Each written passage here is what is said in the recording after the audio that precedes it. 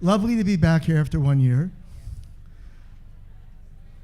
So, as I told you before, I'm a scientist, tenured professor at University of Miami, founder, CEO of Genetic Networks, and I got interested in decentralization 1 year ago at events like this. But to begin, and I worked on this idea of pharmaceuticals and decentralization, but I want to elevate the conversation because I want to share with you a personal story, be short, that happened to me last week. And it really drove home the principle of how DAOs and blockchain can be useful for solving really big problems.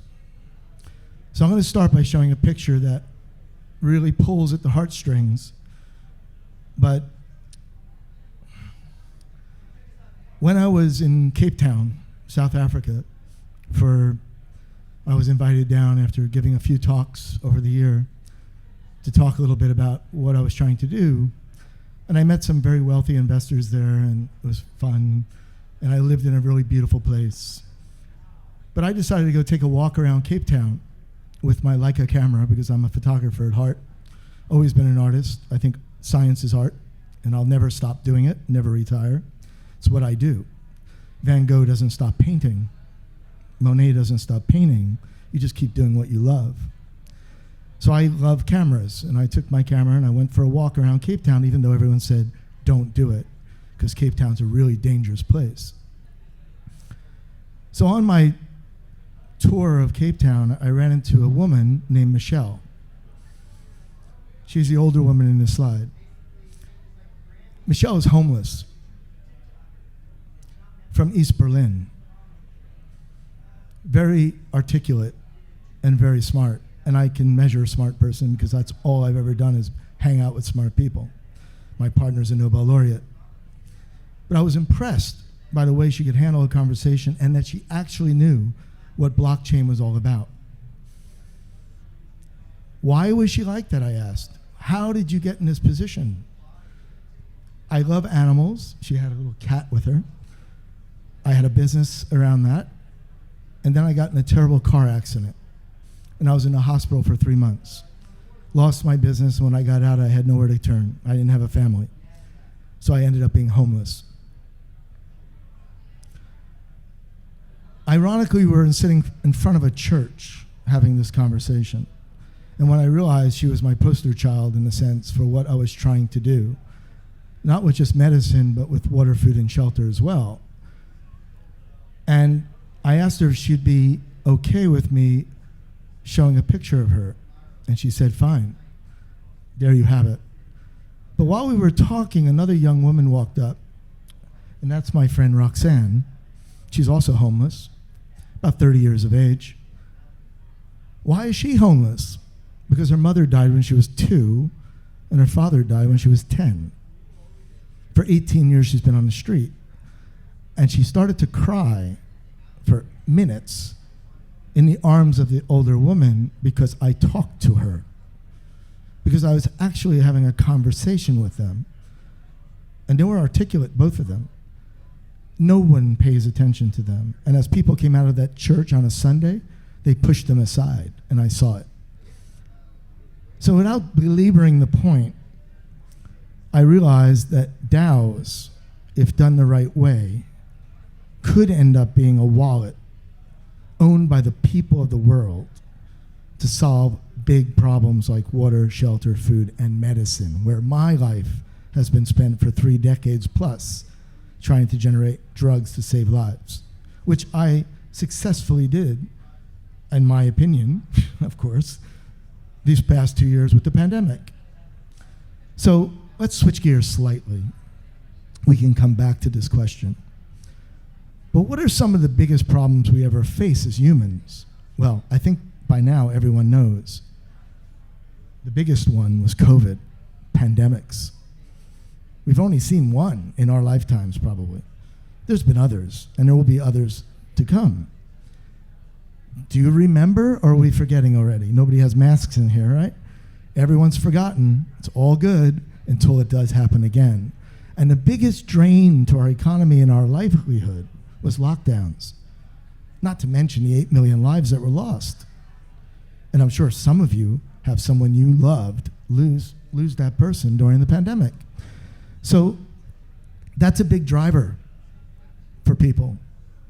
Imagine if I told you I could find a drug to prevent death from the next pandemic. Would you guys be in? Would you give $100 to do that? I think you would. The problem is the utter complexity of getting that job done. I can tell you, I know pharma, I know biology. It is hard to make a drug. People spend hours, years, billions of dollars to make a drug new, because the only way they can say they can afford it is if it's new and patentable. Well, without going into any details, we figured out a technology to repurpose medications that are already safe, cheap, and available. That's where we come in. We can change the equation.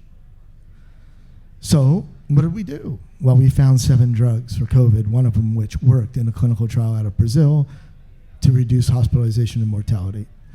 It was mentioned earlier, fluoxamine. We wanted to bring it to FDA. They said, no, you didn't do the trial well enough to get FDA clearance, so we're stuck. But there are other drugs I found that are even better, in my opinion, and we need to drive those forward. But guess what? Big Pharma won't license those to us yet. So pressure has to be put on, and we will do it. But collectively, as a people-driven project, it could really get done. That's what I believe. That's why DAOs are important. Transparency is important. So you might say, Gennaro, that's all great, but how the hell did that even work? Well, I told you earlier today, for those of you who might have been here, it's already been proven. It does work. And it was done by a very, very novel approach by the Cystic Fibrosis Foundation. Look it up. It's history. Bob Beal, CEO of the foundation, 10 people, raised $250 million.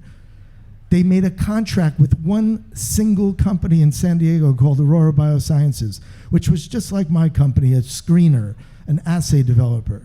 From ground zero, from having a gene for cystic fibrosis, they developed an assay to find drugs to activate the channel.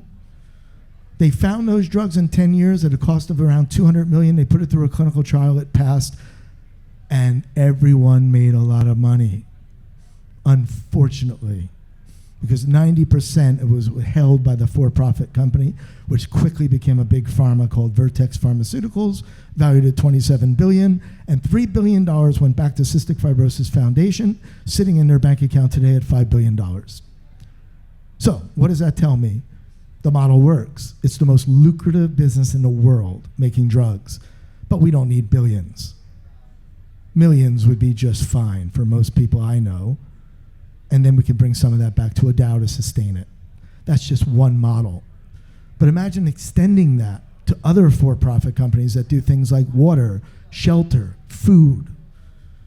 And then people that I showed you earlier don't need to starve every day. They can actually start to do the things they love, like take care of animals for a few bucks every day, because their essentials are taken care of. This title of this talk is really just about life essentials and making sure people have them. And we, as people with blockchain, have the capability now to do it. We just got to wake up to that and make it happen. So yes, a pill was discovered by the Cystic Fibrosis Foundation. They did everything from finding patients for the clinical trials to paying every single dollar it took to do it. And they made $3.5 billion, and the company became a $27 billion company. Great story. So how do we go about doing this in a rational way? I'm a scientist. I think rationally. That's what I was trained to do. It's a cute picture. I love it. My journalist found it. I love it. To me, it symbolizes the connection between a for-profit company and a DAO, making the story complete. Others argue we don't need centralization with DAOs. In my mind, that's crazy. Would we have an iPhone in each and every hand if it wasn't for Steve Jobs pushing the envelope and getting that done? Are you telling me that founders are not necessary to drive innovation and get things done? Are you crazy? That's the only way it gets done. Forget the non-for-profits. Couple a Dow directly to a for-profit. If the for-profit screws up, you cut them off. Get another one. Do it through milestones. Get a board of Gandhis and Nobel laureates and advisors that know what the hell they're doing, and don't pay them. Have them do it because they give a shit about saving the world. I have those people. I can get those people. They've already said they'd sign on. I've worked 40 years doing research. I know good people.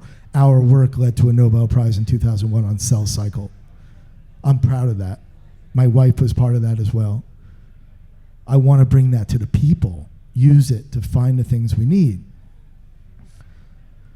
So in closing, that's the founder. That's the guy with the last puzzle piece that can fit in that world of decentralization and bring the for-profit company to decentralization, so the royalties or profits generated by a real company that has real revenue and real profits can be realized.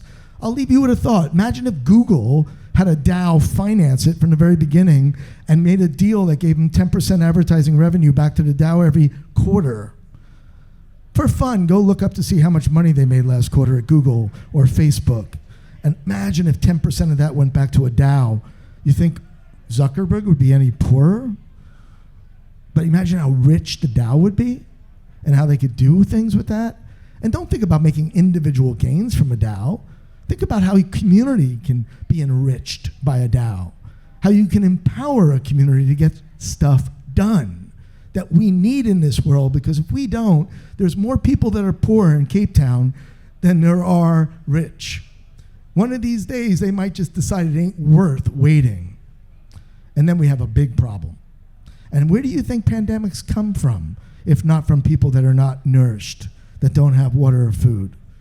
That's where it breeds. I'm a biologist. I can tell you right now, that's where Ebola comes from. That's where these viruses come from. The front line of that is the World Food Program. What's the biggest problem in the World Food Program? People starve because the ports got closed during the lockdown. And do you know that? Does anybody read about that? But that happened. I talked to David Beasley about that. Lockdowns are the biggest problem. So, I don't want to drag it on, but it's time people wake up, start thinking about how DAOs and blockchain can save humanity.